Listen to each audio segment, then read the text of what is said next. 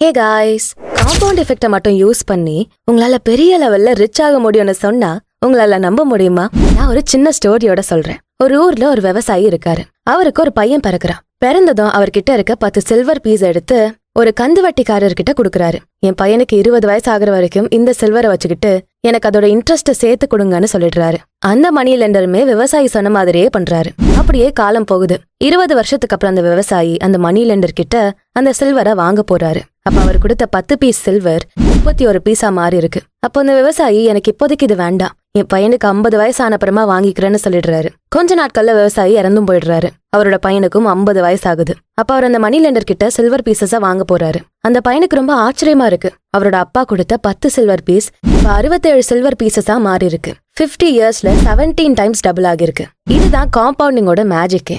சரி வாங்க, இப்போ காம்பவுண்டிங் வச்சு ஒரு ரிச்சான பர்சனா நம்ம எப்படி மாறலாம்னு பார்க்கலாம். இந்த வீடியோக்குள்ள போறதுக்கு முன்னாடி நம்ம சேனல் ஆடியன்ஸுக்கு யூஸ்ஃபுல்லா இருக்கக்கூடிய ப்ரமோஷன்ஸ் பண்ணணும்னா டிஸ்கிரிப்ஷன்ல இருக்க மெயில் ஐடிக்கு கான்டாக்ட் பண்ணுங்க. சரி, இப்போ ஃபர்ஸ்ட் காம்பவுண்ட் எஃபெக்ட் அப்படின்னா என்னன்னு பாத்திரலாம். காம்பவுண்ட் எஃபெக்ட் அப்படின்னா small consistent actions equals big impact. அதாவது நம்ம டெய்லி பண்ற சின்ன சின்ன விஷயங்கள் கொஞ்சம் கொஞ்சமா சேர்ந்து அது ஒரு நாள் பெரிய எஃபெக்ட கொடுக்கறது தான் காம்பவுண்ட் எஃபெக்ட். நம்ம ஊர்ல சொல்லுவாங்களே ஒரு பழைய பழமொழி, சிறுதுளி பெரு வெள்ளம் அப்படின்னு. அதே கான்செப்ட் தான். வாரன் பஃபெட் இந்த காம்பவுண்ட் எஃபெக்டை யூஸ் பண்ணி இன்னைக்கு வேர்ல்டுலயே இருக்க ரிச்சஸ்ட் பர்சனா இருக்காரு. இந்த காம்பவுண்ட் எஃபெக்ட பத்தி சொல்றதுக்கு முன்னாடி உங்ககிட்ட ஒரு கொஸ்டின் கேக்குறேன். கமெண்ட்ஸ்ல ஆன்சர் பண்ணுங்க.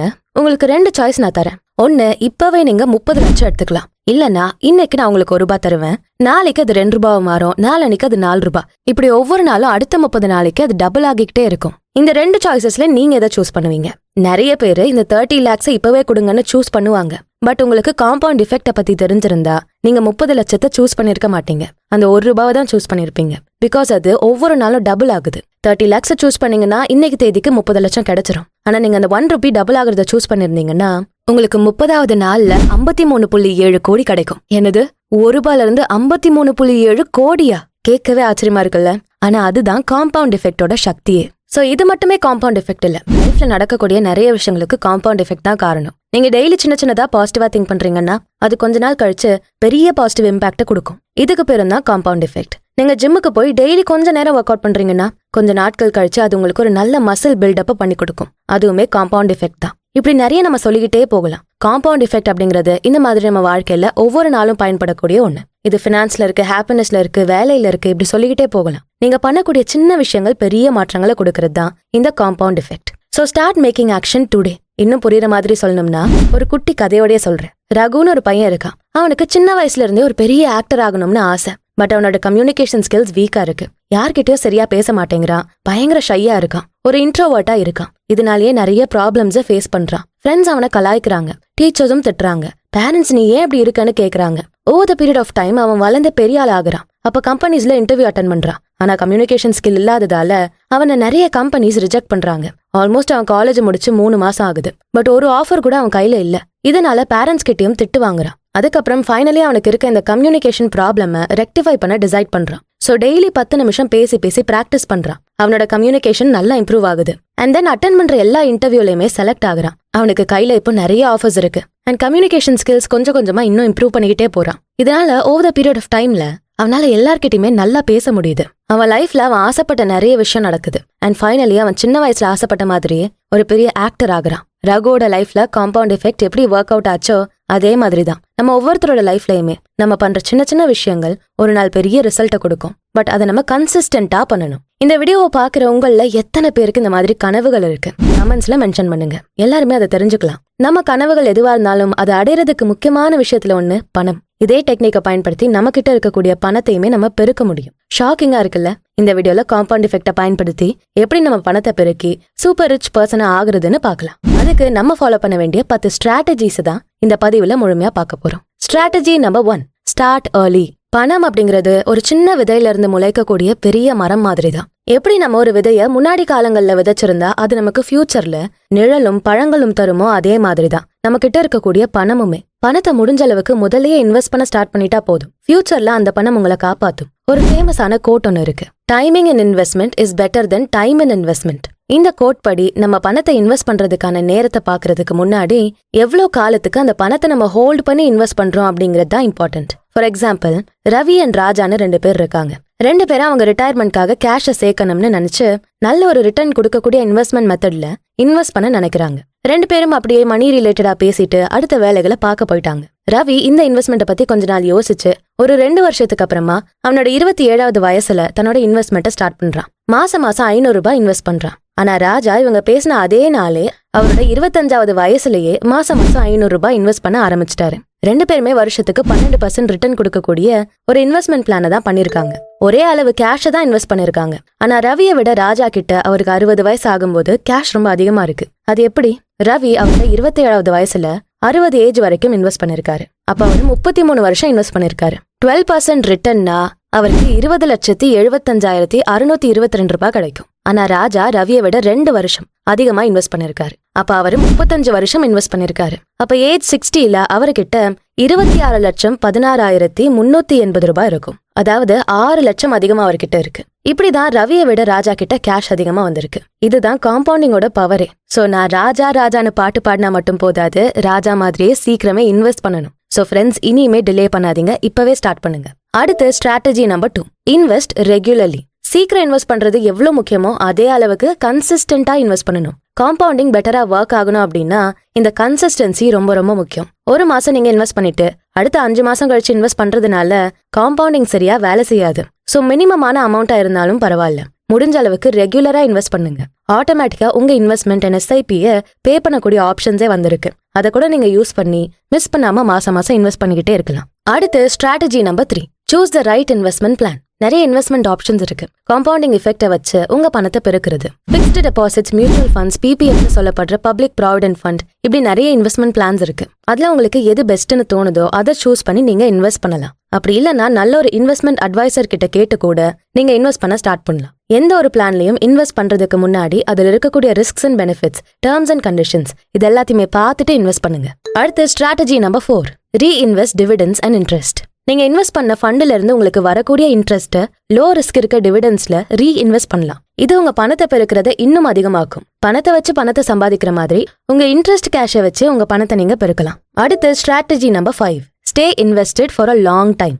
எந்த இன்வெஸ்ட்மெண்டா இருந்தாலும் சரி, காம்பவுண்ட் எஃபெக்ட்டை நல்லா வேலை பார்க்க வைக்கணும்னா அதுக்கு ரொம்ப நாட்கள் உங்க பணத்தை நீங்க ஹோல்டு பண்ணணும். என்ன காரணத்துக்காகவும் நீங்க இன்வெஸ்ட் பண்ண கேஷை எடுக்க நினைக்க கூடாது. நீங்க நடுவுலயே கேஷ் எடுக்கிறது காம்பவுண்ட் எஃபெக்ட் அப்படிங்கிற செயினை பிரேக் பண்ணிடும். சோ ஒவ்வொரு மந்த்தும் உங்க பட்ஜெட்டை போடும்போதே இன்வெஸ்ட்மெண்ட்டுக்குன்னு தனியா ஒரு கேஷ் எடுத்து வச்சிருங்க.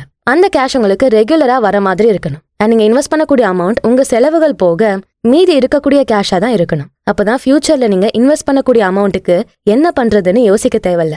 ரெகுலரா இன்வெஸ்ட்மெண்ட்டை நீங்க பண்ண முடியும். அடுத்தது strategy number 6, crack compound frequency. Compound இன்வெஸ்ட்மெண்ட்ல நீங்க பண்ணக்கூடிய இன்வெஸ்ட்மெண்ட் எத்தனை நாளைக்கு ஒன்ஸ் உங்களுக்கு காம்பவுண்ட் ஆகும் அப்படிங்கறத நோட் பண்ணுங்க. சில காம்பவுண்ட் இன்ட்ரெஸ்ட் பிளான்ஸ் ஆனுவலா தான் காம்பவுண்ட் ஆகும். சில பிளான்ஸ் 3 years ஒன்ஸ் காம்பவுண்ட் ஆகும். சில பிக்ஸட் டெபாசிட்ஸ்ல மந்த்லி அண்ட் 3 months ஒன்ஸ் கூட காம்பவுண்ட் ஆகும். இந்த மாதிரி நீங்க இன்வெஸ்ட் பண்றதுக்கு முன்னாடி அது எவ்வளவு நாட்களுக்கு ஒன்ஸ் காம்பவுண்ட் ஆகும் அப்படின்னு நோட் பண்ணி பண்ணுங்க. குறைவான நேரத்துல காம்பவுண்ட் ஆகக்கூடிய பிக்ஸ்ட் டெபாசிட்ஸ்ல உங்க கேஷை இன்வெஸ்ட் பண்றது காம்பவுண்டிங்கை இன்னுமே ஃபாஸ்ட் ஆக்கும். அடுத்து strategy number 7, increase investment. First ஸ்டார்டிங்ல ஒரு சின்ன அமௌண்ட் வச்சு நீங்க இன்வெஸ்ட் பண்ணா லாஸ்ட் வரைக்கும் அதே அமௌண்ட் வச்சு தான் நீங்க இன்வெஸ்ட் பண்ணணும்னு இல்ல. உங்க இன்கம் அதிகமாகறப்போ நீங்க இன்வெஸ்ட்மெண்ட் பண்ணக்கூடிய கேஷையும் இன்க்ரீஸ் பண்ணி காம்பவுண்டிங்கை இஃபெக்டா ஒர்க் பண்ண வைக்கலாம். 1 ரூபாயை 30 நாட்களுக்கு காம்பவுண்ட் பண்றதுக்கும் 5 ரூபாயை 30 நாளுக்கு காம்பவுண்ட் பண்றதுக்கும் டிஃபரன்ஸ் இருக்குல்ல, அதே தான் இங்கேயுமே. சோ உங்க இன்கம் பொறுத்து இன்வெஸ்ட்மெண்ட்டை இன்க்ரீஸ் பண்ணிக்கோங்க.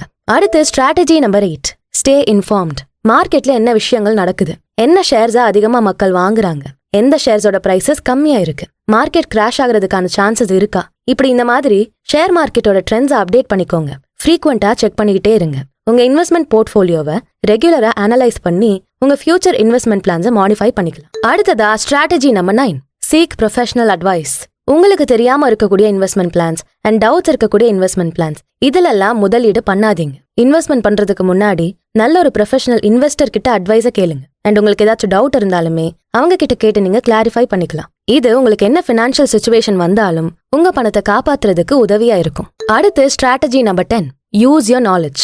Knowledge without using it is வேஸ்ட்னு சொல்லுவாங்க. பணத்தை பத்தி, காம்பவுண்டிங்கை பத்தி நீங்க லேர்ன் பண்ணிக்கிட்ட விஷயங்களை வச்சு இன்வெஸ்ட் பண்ணணும். ஐயோ தப்பாயிடுமோ, இல்ல பணத்தை அழுந்துருவோமோ, அந்த பயம் இருக்குன்னா உங்ககிட்ட இன்னும் அதை பத்தின நாலேஜ் சரியா இல்லைன்னு அர்த்தம். அதை பத்தின நாலேஜ் இன்னும் வளர்த்துக்கோங்க. ஃபிக்ஸ் டெபாசிட், ஷேர் மார்க்கெட் இதை பத்தி நிறைய விஷயங்களை கத்துக்கோங்க. உங்களை நீங்க அப்டேட்டடா வச்சுக்கோங்க. இந்த 10 ஸ்ட்ராட்டஜிஸ் என்னதான் உங்களுக்கு காம்பவுண்டிங்க்கு உதவினாலுமே இந்த ஒரு விஷயம் இல்லைன்னா காம்பவுண்டிங்கே சுத்தமா வேலை செய்யாது. அது என்ன தெரியுமா? அதுதான் பேஷன்ஸ், பொறுமை. பொறுமை கடலினும் பெரியதுன்னு சொல்லுவாங்க. நம்ம ஒரு விஷயத்த பண்றோம், அதை கன்சிஸ்டன்டா பண்றோம், கரெக்டாவும் பண்றோம். ஆனா ஏன்டா இன்னும் சக்சஸ் கிடைக்கல, இன்னும் ரிசல்ட்டே வரலையே அப்படின்னு நினைச்சு நம்ம குவிட் பண்ணிட்டு போயிடுவோம். இதனாலதான் நிறைய பேர் சக்சஸ் ஆகாம இருக்காங்க. நீங்க இன்வெஸ்ட்மெண்ட் ஸ்டார்ட் பண்ண உடனே ஒரு மாசத்துல ஒரு வருஷத்துல கோடிக்கணக்குல ரிட்டர்ன்ஸ் வந்துரும் அப்படின்னு யோசிச்சா அது தவறு. சோ நான் மேல சொன்ன மத்த விஷயத்த கரெக்டா பண்ணாலுமே பேஷன்ஸ் உங்ககிட்ட இல்லனா எல்லாமே டோட்டல் வேஸ்ட் தான். சோ கப்பு முக்கியம் பிகல்னு சொல்ற மாதிரி காம்பவுண்டிங்க்கு பொறுமை ரொம்ப முக்கியம். பொறுமையா உங்க கேஷ் நீங்க இன்வெஸ்ட் பண்ணுங்க. பெரிய அமௌண்டா இருந்தாலும் சரி, சின்ன அமௌண்டா இருந்தாலும் சரி, இந்த காம்பவுண்டிங் கண்டிப்பா ஒர்க் ஆகும். சோ கவலையே பட வேண்டாம். இந்த வீடியோவை நீங்க இப்ப வரைக்கும் பாத்துக்கிட்டு இருக்கீங்க அப்படிங்கறதால உங்களுக்காக சில போனஸ் டிப்ஸ் நான் சொல்றேன். Rule of 72. இந்த ரூலை பயன்படுத்தி உங்க இன்வெஸ்ட்மெண்ட்டுக்கான கேஷ் எவ்வளவு நாள்ல டபுள் ஆகும் அப்படின்னு கண்டுபிடிக்க முடியும். இந்த ரூல் படி நீங்க இன்வெஸ்ட் பண்ற பிளானோட இன்ட்ரெஸ்ட் ரேட் கூட 75 டிவைட் பண்ணுங்க. அதுக்கு கிடைக்கக்கூடிய ஆன்சர் தான் உங்க பணத்தை டபுள் ஆக்குறதுக்கு தேவையான நாட்கள். ஒரு எக்ஸாம்பிளோட பார்க்கலாம். 8% இன்ட்ரெஸ்டோட நீங்க இன்வெஸ்ட் பண்றப்போ ரூல் ஆஃப் 72 யூஸ் பண்ணி நீங்க இன்வெஸ்ட் பண்ற அமௌண்ட் எப்ப டபுள் ஆகும்னு பார்க்கலாம். 72 கூட நம்ம இன்ட்ரெஸ்ட் ரேட்டை டிவைட் பண்ணா 9 வருது. அப்போதான் நீங்க போடக்கூடிய இன்வெஸ்ட்மெண்ட் டபுள் அமௌண்ட் ஆகும். ஆன்லைன்ல கூட நிறைய வெப்சைட்ஸ் இதுக்கு இருக்கு. ட்ரஸ்டபிளான வெப்சைட்டை சூஸ் பண்ணி உங்க இன்வெஸ்ட்மெண்ட் எப்ப டபுள் ஆகும்னு நீங்க செக் பண்ணி பார்க்க முடியும். இந்த காம்பவுண்டிங்கை பயன்படுத்தி நிறைய மக்கள் ரிச் பர்சனா மாறி இருக்காங்க. அதுல நம்ம எல்லாருக்குமே தெரிஞ்ச ஃபேமஸான பர்சன் தான் வாரன் பஃபெட். இவர் காம்பவுண்டிங்னால மட்டுமே வருஷத்துக்கு 22% ரிட்டர்ன்ஸ் எடுத்துக்கிட்டு இருக்காரு. அவரு இந்த காம்பவுண்ட் இன்ட்ரெஸ்ட் தான் என் வாழ்க்கையோட ப்ராடக்ட், என்னோட செல்வங்கள் பெருக்கினதுல காம்பவுண்ட் இன்ட்ரெஸ்ட்டுக்கு ஒரு மிகப்பெரிய பங்கு இருக்கு அப்படின்னு அவர் எப்பவுமே சொல்லிட்டே இருப்பாரு.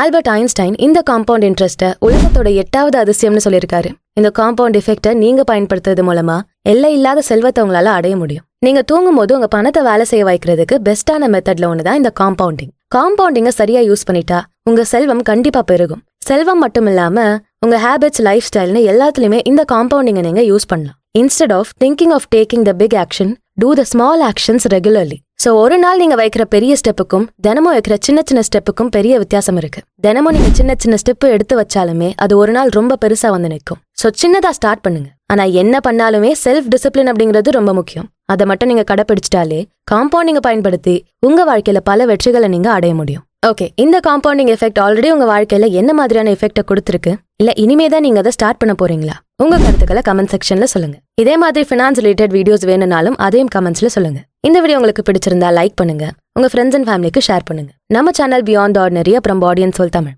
ரெண்டுத்துக்கும் சப்ஸ்கிரைப் பண்ணிட்டு பெல் ஐகானை கிளிக் பண்ணிடுங்க. நான் உங்களை இன்னொரு வீடியோல சந்திக்கிறேன். நன்றி.